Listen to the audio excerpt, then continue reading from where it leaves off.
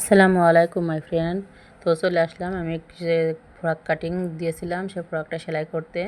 তো এই যে দুপাট আমি এখানে নিয়ে নিলাম, নিয়ে আগে কাঁধটা জড়িয়ে নেব। এই যে কাঁধের দিয়ে দুপাশ আগে জড়িয়ে নিব। এই যে সেলাই হয়ে গেছে। এখন আমি সামনের পাটের মাঝখান থেকে কেটে নেব। এখানে আমার দুই পাশ বোতাম সিস্টেম হবে। তো এই মাপে আমি দুইটা আলাদা পটির কাপড় কেটে নিয়েছি। এই যে দেখুন আমি কেটে নিলাম, নিয়ে এইভাবে পটি দুটোও দুই পাশে লাগিয়ে দিব।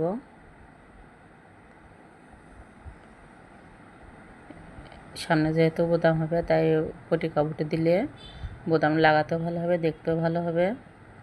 তো একইভাবে এই যে আমি দুই পাশে পটির কাপড়টা লাগিয়ে নিব। তো আমার এই এক ভিডিওয়ে পুরো কাপড় ডিজাইনটা আমার আসবে না, তো আমি কিছু ভাগ ভাগ করে দিব। আপনারা চাইলে ভাগ ভাগ করে দেখে নিতে পারেন। তো আমি আজকে এটা শুধু দেব বডি পার্টটা, আর কলার দিয়ে হাতা দিয়ে আমি পরবর্তী ভিডিওতে দেবো।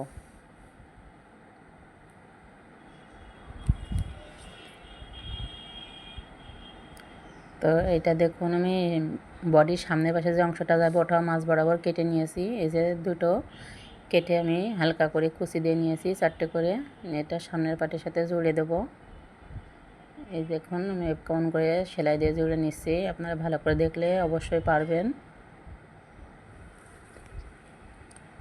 এই যে দুই পাশে আমি দুই বডি পার্টের সাথে ঝুলের অংশটা এভাবে লাগিয়ে নিব। দেখুন আমার লাগানো হয়ে গিয়েছে।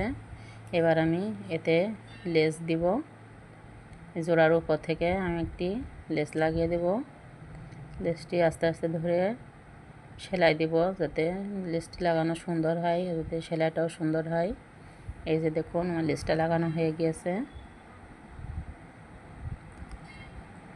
এবার আমি পেছন পাটের সাথে বডি পার্টের সাথে ঝুলের পাটটা জড়িয়ে নেব। এখানেও আমি হালকা কয়েকটি কুচি দিব, দিয়ে আমি জড়িয়ে নিব।